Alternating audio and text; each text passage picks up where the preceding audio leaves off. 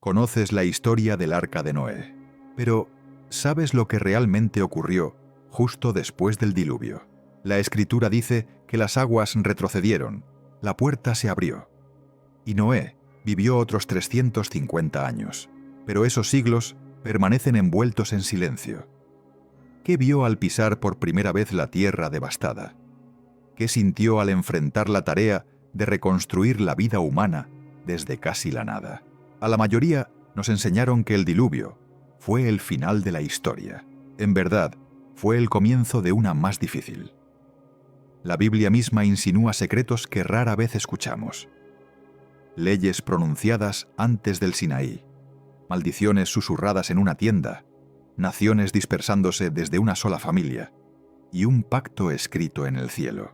Estos momentos dieron forma a todo lo que vino después.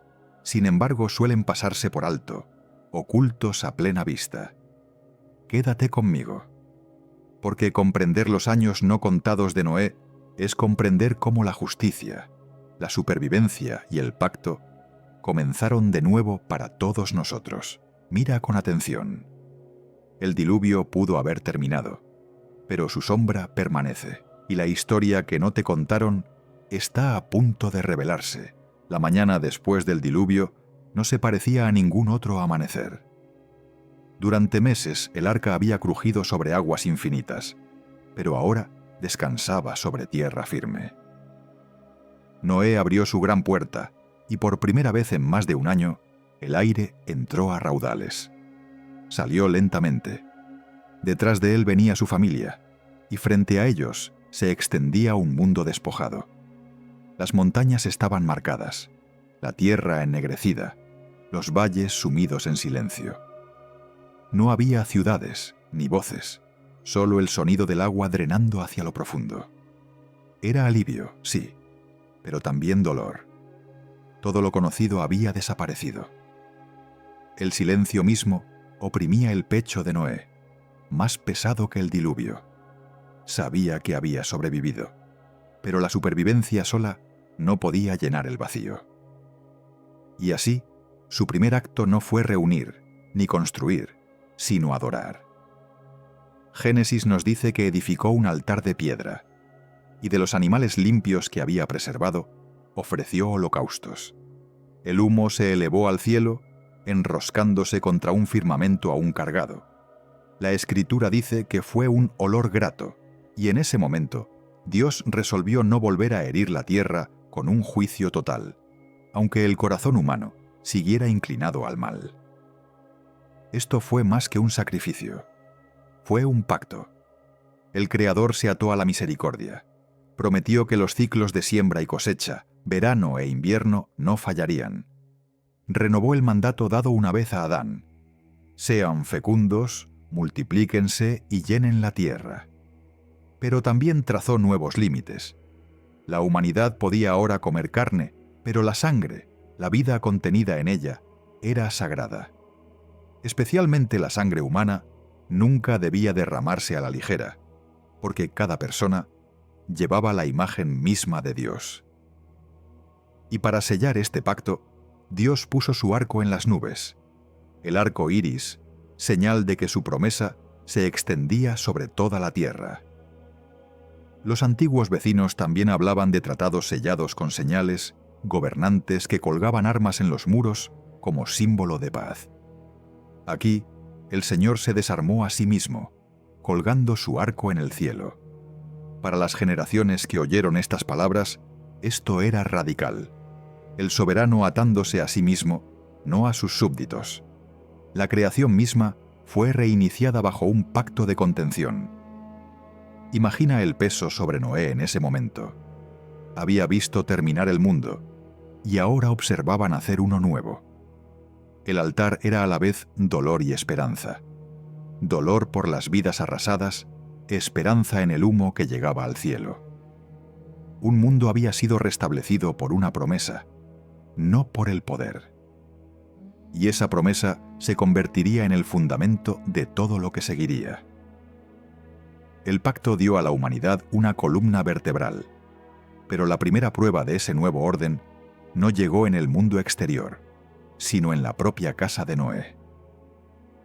porque aun dentro de los sobrevivientes del arca, la ruptura permanecía. Y la historia se traslada ahora a una tienda, donde la vergüenza y los límites fueron puestos a prueba. Cuando el humo del altar se elevó y Dios pronunció su promesa, hizo más que consolar a Noé. Dio a los sobrevivientes una ley por la cual vivir. Fue el primer orden escrito de la sociedad después del diluvio. Era sencillo, pero llevaba un peso que moldeó a cada generación posterior. Dios bendijo a Noé y a sus hijos: sean fecundos y multiplíquense. Pero esta vez, el mandato traía límites más definidos. La humanidad se extendería por la tierra, y aún así, la vida debía tratarse con reverencia. Por primera vez, Dios permitió que los seres humanos comieran animales. El arca los había llevado a través de las aguas, y ahora podían servir como alimento. Pero había un límite que jamás se podía cruzar. La sangre no debía consumirse. La sangre llevaba la vida, y la vida pertenecía a Dios. Este principio era más que una norma alimentaria. Enseñaba que ningún ser vivo debía ser tratado como desechable. Cada aliento, cada pulso, estaba bajo la autoridad del Creador. Aún más, Dios declaró: el que derrame sangre humana por otro hombre, su sangre será derramada, porque a imagen de Dios hizo Él al hombre. En esas palabras estaba el fundamento de la justicia. Atacar una vida humana era atacar la imagen misma de lo divino. Generaciones posteriores construirían sistemas enteros de ley sobre esta semilla. Los profetas clamarían contra la violencia por esta razón. Y aun cuando Cristo habló de misericordia, lo hizo a corazones que ya sabían que la vida humana era sagrada, porque esa verdad había sido establecida aquí, en el amanecer del mundo después del diluvio. Para una audiencia antigua, estos mandatos sonaban como una carta fundacional. En los códigos de ley mesopotámicos, los reyes exigían tributo para asegurar el orden. Pero aquí, el pacto provenía de Dios mismo, dado gratuitamente, no arrancado por miedo. Era la inversión de un tratado de vasallaje. El gran rey atándose a la misericordia, mientras dignificaba a sus súbditos con peso moral. Para los primeros oyentes, era asombroso que el Creador confiara a sus portadores de imagen la responsabilidad de mantener la justicia entre ellos. La tradición judía más tarde recordó estas palabras como la base de lo que llegó a conocerse como las leyes noágicas. Aún fuera de Israel, se decía que las naciones eran responsables ante este pacto, porque había sido pronunciado a toda la humanidad. En el pensamiento rabínico, marcaba el código mínimo que mantenía unido al mundo. En la reflexión cristiana, preparaba el camino para entender el pacto no como una carga, sino como un don. Esta enseñanza también tiene un filo íntimo. Saber que cada vida humana está ligada a la imagen de Dios significa que no podemos descartar al otro, incluso cuando el miedo o la ira nos tientan. El mandato contra la sangre no trataba de restricción, sino de dignidad. Dio a los sobrevivientes del diluvio un marco para verse no como familias aisladas, sino como una comunidad sagrada. Aquí, en las cenizas del juicio, nació la ley. No escrita aún en tablas de piedra, sino en la conciencia de cada sobreviviente. Fue un reinicio de la ética que le dijo a Noé y a sus hijos: sus vidas están ligadas a la mía. Respeten la vida, guarden la justicia y recuerden que yo me he comprometido a mantener firme la tierra. El arco iris se alzó como señal de ese pacto, pero las leyes de la sangre y de la imagen fueron su ancla diaria. Cada comida les recordaba la contención. Cada disputa les recordaba la responsabilidad. Y cada amanecer les recordaba que la misericordia aún sostenía al mundo. De esta ley nació el orden. Pero pronto ese orden presionó contra la debilidad humana. No pasaría mucho antes de que los límites fueran tensados dentro de la misma familia de Noé. El pacto dio estructura. La siguiente historia revela cuán frágil podía ser esa estructura cuando la vergüenza entró en la tienda. En los años después de que el pacto fue sellado, Noé plantó una viña. Fue el acto de un hombre que buscaba echar raíces otra vez en la tierra, cultivar alegría en un suelo marcado. Las vides crecieron, las uvas maduraron y el vino fue prensado. Pero el fruto del alivio se convirtió en fruto de tropiezo. La Escritura dice que Noé bebió, se embriagó y quedó descubierto en su tienda. Este momento es breve en el texto, pero cargado de significado. El hombre que había sido lo bastante justo para preservar la vida, ahora yacía vulnerable, despojado de la dignidad que lo había sostenido en el juicio. El diluvio había terminado, y sin embargo, la debilidad seguía aferrada a la humanidad. Incluso el sobreviviente escogido la llevaba en su carne. Aquí entraron los hijos. Cam vio la desnudez de su padre y lo contó afuera, exponiendo la vergüenza en lugar de guardarla. Sem y Jafet, en cambio, caminaron de espaldas con un manto sobre sus hombros, cubriendo a su padre sin mirarlo. Su acto preservó la dignidad donde Cam la había herido. La diferencia entre ellos no era cuestión de curiosidad, sino de reverencia. En un mundo recién reconstruido sobre un pacto, la manera de tratar la vulnerabilidad del otro revelaba si se honraba o no la imagen divina. El cuerpo de Noé era el vaso de la línea del pacto. Deshonrarlo era deshonrar el don que le había sido confiado. Cuando Noé despertó, supo lo que se había hecho, y aquí el peso de sus palabras cayó con más fuerza. Maldito sea Canaán, siervo de siervos será para sus hermanos. Cam fue quien falló, y sin embargo Noé pronunció la maldición sobre el hijo de Cam, Canaán. La bendición, en cambio, fluyó hacia Sem y Jafet. Sem llevaría la tienda de la presencia de Dios y Jafet habitaría en ella. ¿Por qué se pronunció la maldición sobre el nieto? Los antiguos lectores lucharon con esto, y las tradiciones se multiplicaron. Algunos decían que era porque Canaán heredaría la disposición de su padre, llevando adelante la deshonra. Otros lo vieron como profético, anticipando la corrupción moral que más tarde marcaría a los descendientes de Canaán. La maldición no fue arbitraria, fue pactal. Así como la bendición podía fluir por generaciones, también la herida de la deshonra.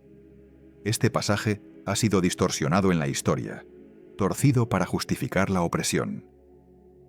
Pero dentro del propio texto, el tema no es piel ni nación, sino fidelidad al pacto. El fracaso de Cam fue la exposición de la vergüenza. La maldición de Canaán fue una advertencia de que la deshonra produce consecuencias. La bendición de Sem se convirtió en la raíz de Israel, y la expansión de Jafet apuntó hacia las naciones. Incluso aquí, en una tienda privada, se estaba trazando la forma de la historia. Para el mismo Noé, el momento fue amargo. Sobrevivir al juicio, plantar de nuevo y luego ver fractura dentro de su propia casa, era el eco del Edén en un mundo nuevo. El huerto de Adán se tornó en vergüenza cuando la desnudez fue expuesta. La viña de Noé ahora repetía el patrón. El ciclo de la debilidad humana había sobrevivido a las aguas. Esta escena en la tienda enseña que la vida de pacto no depende solo de altares y arcoíris, sino de cómo las familias manejan la vulnerabilidad y el honor dentro de sus propias paredes. El mandato de respetar la vida se extendía aquí, al respeto de la dignidad cuando quedaba al descubierto. Los límites importaban, porque sin ellos, el orden del pacto se disolvía en exposición y maldición. De esta fractura familiar comenzó a extenderse la línea de las naciones. La bendición y la maldición marcaron trayectorias que se desplegarían en la historia. Israel surgiendo de Sem, las naciones gentiles multiplicándose desde Jafet, y los pueblos cananeos descendiendo en conflicto con todos ellos. la viña dio fruto, la tienda reveló debilidad, y el pacto fue puesto a prueba dentro de una familia. De esa fisura fluyeron los ríos de naciones que llenarían la tierra, llevando la huella de la bendición y la sombra de la maldición. Cuando la tienda de Noé quedó en silencio, la línea de sus hijos comenzó a ensancharse hasta convertirse en la gran expansión de naciones. Génesis 10 registra lo que suele llamarse la Tabla de las Naciones, un texto único en el mundo antiguo. No enumera mitos ni leyendas, sino un árbol genealógico que se convierte en geografía esa historia. Aparecen 70 nombres, descendientes de Sem, Cam y Jafet, cada uno portando memoria y destino. Los hijos de Jafet se vinculan con los pueblos de las costas, extendiéndose hacia Grecia y el mundo del norte.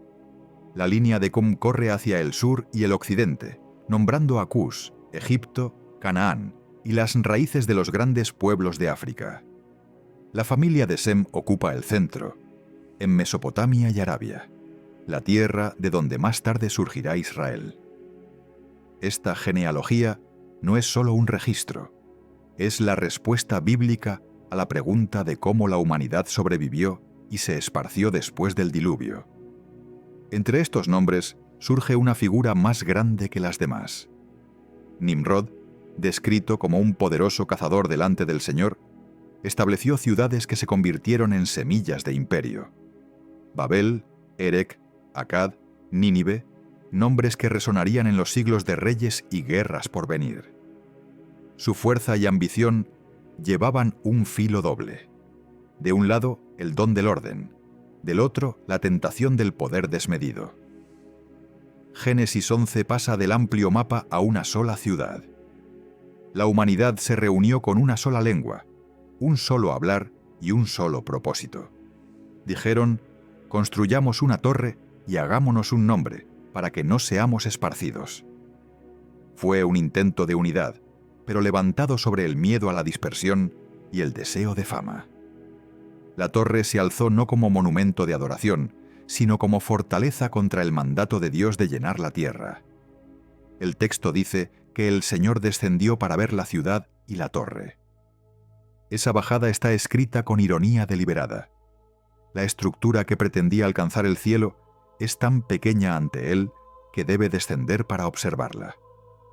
Entonces la lengua se fractura, las hablas se dividen y el pueblo se dispersa, dejando la torre inconclusa. Lo que parece juicio es también misericordia, porque la dispersión limita la tiranía. Un solo idioma bajo la sombra de Nimrod habría podido sujetar a todos los pueblos bajo una voluntad opresiva. Muchas lenguas impiden que una sola corona devore la tierra. La arqueología nos recuerda que la antigua Mesopotamia estaba llena de torres-templo, zigurats, escaleras levantadas para tender puentes entre el cielo y la tierra. Pero Génesis enseña que ninguna escalera de ladrillos puede forzar la apertura del cielo. Solo Dios decide cuándo y cómo el cielo se encuentra con la tierra. Más tarde, en Pentecostés, en Hechos 2, las lenguas se reunirán otra vez, pero esta vez por el don del Espíritu, no por manos humanas. Babel divide para proteger, Pentecostés une para redimir. La expansión de las naciones y la dispersión en Babel marcan el punto de giro entre la casa de Noé y las casas del mundo. De este ensanchamiento surge cada pueblo, cada lengua, cada tierra. La dispersión se convierte en el escenario sobre el cual se desarrollará el resto de la historia. Y de en medio de esa dispersión, un hombre será llamado más tarde desde Ur para llevar bendición a todas las familias de la tierra. Desde la dispersión en Babel, el poder comenzó a tomar nuevas formas. Los nombres de la tabla de las naciones se extendieron hacia tribus y regiones, pero algunos se consolidaron en ciudades y las ciudades en estados. En el centro de este cambio estaba Nimrod. Génesis 10 lo llama un poderoso en la tierra y registra que su reino comenzó en Babel, Erech, Akkad y Calné, en la tierra de Sinar.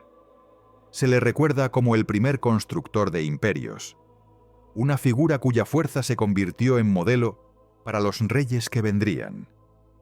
La arqueología rastrea este auge en Mesopotamia. En los siglos después del diluvio, los valles del Tigris y el Éufrates dieron lugar a ciudades con murallas, templos y tablillas de arcilla. La metalurgia avanzó, la agricultura se expandió y las rutas de comercio llevaron bienes mucho más allá de sus lugares de origen. El poder dejó de ser solo cuestión de supervivencia.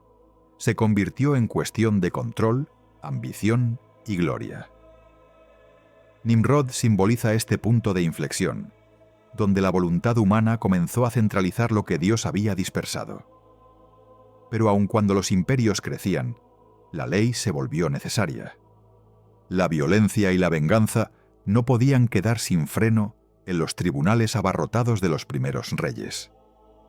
El Código de Hammurabi, escrito siglos más tarde, muestra cómo los gobernantes buscaron contener la sangre, regular el comercio y sostener el orden. Sin embargo, Génesis 9 ya había dado una raíz más profunda.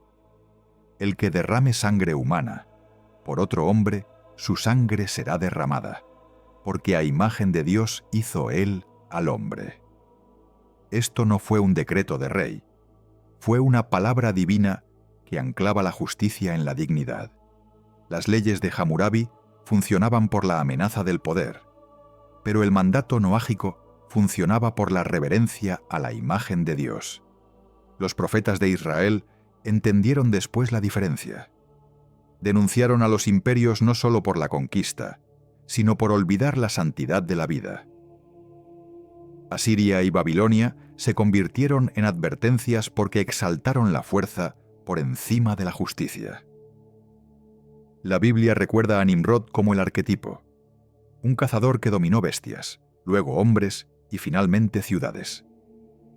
Su ambición lo llevó a monumentos, pero también a la opresión. Para los hijos de Noé, este momento era a la vez sobrecogedor y peligroso. Las ciudades ofrecían seguridad, alimento y comercio, pero también concentraban orgullo y violencia. La construcción de torres, la redacción de códigos, el surgimiento de reyes, todo eran intentos humanos de ordenar un mundo fracturado. Algunos buscaban paz, otros gloria, pero todos revelaban la misma verdad. Sin reverencia al Creador, el poder se vuelve sobre sí mismo.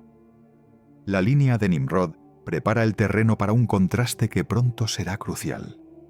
Porque mientras los reyes mesopotámicos reclamaban dominio por conquista, otro tipo de rey sacerdote aparecerá en la tierra de Salem, trayendo pan y vino, bendiciendo en lugar de dominar.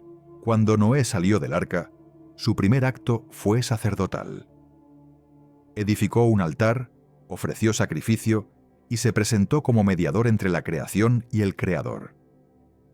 Esto estableció un modelo.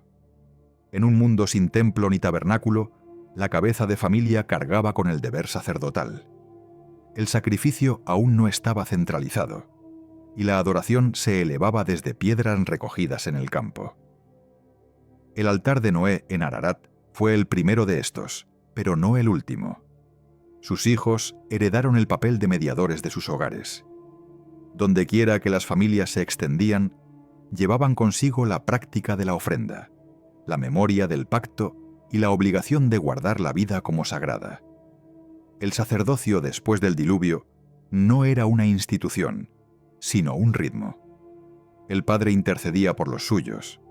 La vida se confesaba como frágil y se buscaba misericordia del Dios que se había comprometido a no destruir jamás toda carne. A medida que pasaron las generaciones, surgieron figuras de mayor peso. Entre ellas, Melquisedec de Salem se distingue como único. Génesis 14 lo presenta no como descendiente de Noé, listado en las genealogías, sino como rey de Salem y sacerdote del Dios Altísimo. Se encuentra con Abraham con pan y vino, pronuncia bendición sobre él y recibe el diezmo de los despojos de Abraham. Esta escena es sorprendente. En el antiguo cercano Oriente, los reyes gobernaban por la fuerza y los sacerdotes servían a dioses locales. Sin embargo, Melquisedec une ambos oficios, llevando el título de rey sacerdote e invocando a El Elión, el Dios Altísimo, el mismo creador al que Noé había adorado. Su bendición lo ata a Abraham, vinculando la línea del pacto a un sacerdocio más amplio que se extendía más allá de los altares familiares. La escritura posterior lo recordó como una figura sin genealogía, sin principio ni fin. El Salmo 110 declara: «Tú eres sacerdote para siempre, según el orden de Melquisedec». La carta del Nuevo Testamento a los Hebreos amplía esto, viendo en Melquisedec un tipo de Cristo, un rey sacerdote mayor que Leví, que media por vida eterna y no por linaje. Entre Noé y Melquisedec, el sacerdocio cambió. El sacerdocio de Noé estaba arraigado en la supervivencia, un acto de gratitud y temor tras la catástrofe. El sacerdocio de Melquisedec estaba arraigado en la bendición, una visión de la presencia de Dios que se extendía a las naciones más allá de las fronteras de Israel. Un altar se levantó de las cenizas del juicio. El otro apareció como pan y vino compartidos en paz. Este desarrollo tuvo un profundo significado. Mostró que el Dios del pacto no estaba limitado a una tierra ni a una tribu. Aún antes del Sinaí, existía un sacerdocio que apuntaba hacia adelante, insinuando que la reconciliación con Dios un día trascendería linajes y fronteras. Para las familias descendientes de Noé, esto fue tanto ancla como promesa. Sus padres ofrecían sacrificios para retener la culpa. Su memoria preservaba el pacto que contenía el caos. Y su esperanza era alimentada por un rey sacerdote que bendecía en lugar de conquistar. Del arca a Salem, el hilo del sacerdocio se extendió, moldeando la adoración, la ley y la esperanza hasta que llegara el momento en que Abraham fuera llamado. El recuerdo del diluvio no permaneció solo con la línea de Noé. A lo largo del mundo antiguo, fragmentos de esa misma memoria aparecen transformados en las lenguas de otros pueblos. En Mesopotamia, tablillas registran relatos de un gran diluvio. La epopeya de Gilgamesh habla de Utnapishtim, que sobrevivió en una embarcación, soltó aves y obtuvo vida entre los dioses. En la epopeya de Atrahasis, un consejo de deidades decreta la destrucción, pero un hombre es advertido y construye un barco. Estos relatos hacen eco de Génesis, pero llevan un espíritu distinto. Presentan dioses atados por rivalidad, caprichosos en el juicio e indiferentes al valor humano. El relato bíblico se aparta de esto. Habla de un solo creador que juzga con justicia, preserva mediante pacto y se ata a sí mismo con misericordia. Donde los textos mesopotámicos conservan fragmentos, Génesis conserva revelación. La resonancia es real, pero el significado diverge. En la Escritura, el diluvio no es un accidente de disputas divinas, sino el escenario de justicia y gracia. Egipto también conservó memorias del diluvio, aunque en forma más sutil. A lo largo del Nilo, la inundación anual moldeó su imaginación. Sus mitos hablaban de aguas del caos sometidas por el orden divino. Y la realeza misma se concebía como aquel que contenía las aguas. Sus rituales presentaban al faraón como garante de la estabilidad, evocando a su manera la promesa del pacto de estaciones firmes. Diluvio y contención, caos y orden se convirtieron en el eje del pensamiento egipcio. Estos paralelos importan. Muestran que el diluvio fue recordado más allá de Israel, tejido en la memoria de las naciones. Pero también subrayan la singularidad de Génesis. El relato de Israel no es un mito prestado pulido para la teología. Es una revelación distinta que reorienta memorias compartidas alrededor del Dios que se ata a sí mismo en pacto. Las resonancias en Mesopotamia y Egipto actúan como testigos, confirmando que la tierra, una vez, soportó un juicio recordado por todos, aunque a menudo distorsionado. Para los descendientes de Noé, que vivían entre vecinos con versiones diferentes, este contraste era instructivo. Cada vez que escuchaban relatos de dioses caprichosos o veían rituales para contener el caos, ellos cargaban con una verdad distinta. El arco en las nubes, las leyes de la sangre y la justicia, el pacto que afirmaba la creación. Lo suyo no era un frágil trato con rivales divinos, sino una promesa duradera del Creador de todo. Estas resonancias culturales enmarcan el escenario en el que Abraham será llamado. Entrará en un mundo lleno de memorias rivales del diluvio y de sacerdocios en competencia, y aún así, llevará adelante el pacto enraizado en el altar de Noé. Y en su llamado, los ecos de juicio y misericordia hallarán su próximo cumplimiento. Génesis dice que el arca se posó sobre los montes de Ararat. Esa frase señala una región, no una sola cumbre. En el mundo antiguo, Ararat se refería al reino de Urartu, una tierra agreste que se extendía por lo que hoy es el este de Turquía, Armenia y partes de Irán. Crestas nevadas, alturas volcánicas y profundos valles la convirtieron en una cuna natural de memoria. Durante siglos, la gente ha buscado el arca entre esas cordilleras. Las tradiciones locales se afianzaron alrededor del monte Masis, hoy llamado monte Ararat, donde los armenios señalaban el lugar de reposo de la embarcación de Noé. Otros relatos sugirieron distintas cumbres, el monte Kudi al sur, o incluso sitios en las montañas del norte. En tiempos modernos, expediciones han afirmado ver vigas de madera, tablones petrificados o cámaras ocultas en el hielo. Ninguno de esos hallazgos, sin embargo, ha ofrecido una prueba irrefutable. La evidencia sigue siendo esquiva. Y hay razones para ello. El arca fue hecha de madera, un material que se descompone al quedar expuesto. A lo largo de milenios, los glaciares se desplazan, la actividad volcánica remodela la tierra y los ejércitos marchan por los pasos.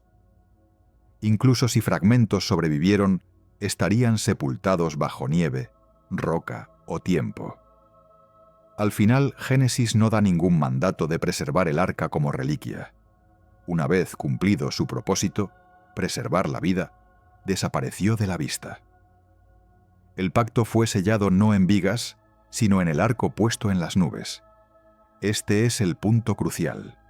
La señal que Dios dejó para todas las generaciones es visible en cada tormenta. El arca salvó a una familia por una temporada. El pacto sostendría la tierra por todas las edades. Buscar el arca es perseguir una sombra, mientras que el arco iris permanece como testimonio vivo de la misericordia de Dios. Para los primeros oyentes, esta distinción era importante. En un mundo lleno de templos que guardaban reliquias sagradas, la memoria de Israel era diferente. El artefacto de la supervivencia no debía ser venerado. El pacto mismo era la posesión sagrada. Lo que estaba oculto en las montañas no podía sostener la fe. Lo que estaba escrito en los cielos sí. Eso no significa que la geografía carezca de valor. Saber que el arca reposó en las tierras de Ararat sitúa la memoria de Noé en el terreno real del antiguo cercano Oriente. Pero la ausencia de reliquias agudiza el enfoque. La fe no descansa en descubrimientos de madera o piedra, sino en el pacto que Dios ató a sí mismo. Las montañas guardaron su silencio, pero el arco iris habló, y aún habla. Después del altar, el pacto, la viña y la dispersión de las naciones, las Escrituras guardan silencio sobre Noé. Génesis registra que vivió 350 años después del diluvio y murió a los 950 años de edad. Sin embargo, a lo largo de esos siglos no se escriben más hechos suyos. Ese silencio es en sí mismo una especie de testimonio. La vida de Noé se extendió a través de dos mundos. Nació en medio de la violencia que trajo el diluvio, fue preservado como remanente y luego continuó en el nuevo orden del pacto. Vio a sus hijos convertirse en las raíces de naciones. Contempló cómo la tierra se llenaba otra vez. Sobrevivió a generaciones que ellas mismas serían ancestros de tribus y de imperios. Su longevidad lo convirtió en un testigo viviente de juicio y misericordia, un recordatorio de que el mundo había sido deshecho y rehecho. Pero la edad trae decadencia. El hombre que construyó un arca y enfrentó las aguas se volvió frágil. Pasó de ser actor a ser memoria. Su papel sacerdotal, antes central, cedió lugar a nuevas figuras. Los sacrificios familiares continuaban, pero Melquisedec apareció en Salem como rey sacerdote, y pronto Abraham sería llamado para llevar el pacto hacia adelante. Noé se desvaneció de la acción, pero su presencia permaneció como un eco en el trasfondo de la historia. El silencio sobre sus últimos años puede parecer insatisfactorio, pero tiene sentido. El arca misma fue ocultada. También Noé quedó oculto, retirándose del centro para que fuera el pacto, y no la personalidad, lo que moldeara el futuro. Su historia enseña que la supervivencia no fue la última palabra, sino la fe y la obediencia. Hebreos 11 lo recuerda por esto. Por la fe Noé, advertido sobre cosas que aún no se veían, con temor reverente construyó un arca para salvar a su casa. Y por esa fe condenó al mundo y fue hecho heredero de la justicia que viene por la fe. El legado de Noé es por tanto doble. Dejó tras de sí naciones a través de sus hijos y dejó un modelo de fe que los profetas y apóstoles recordarían más tarde.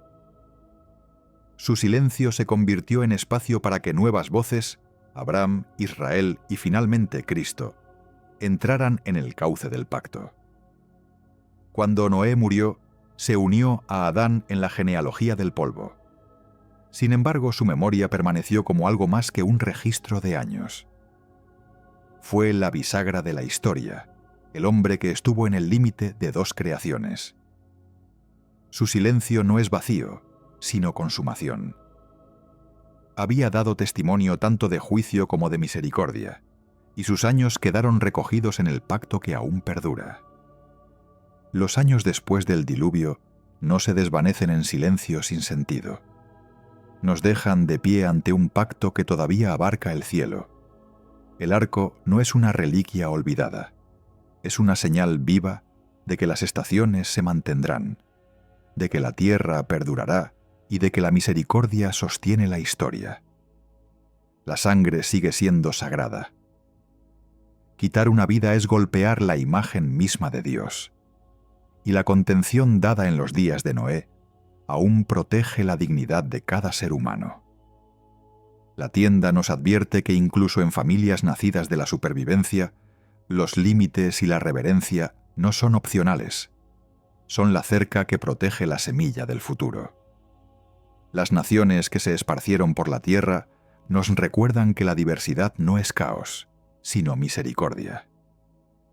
Muchas lenguas existen porque Dios eligió la vida sobre la tiranía, dispersando la ambición para preservar la esperanza. Los pueblos antiguos recordaron las aguas, pero solo la Escritura nos dice por qué vinieron y por qué nunca volverán en plenitud. El sacerdocio no desapareció tras el diluvio.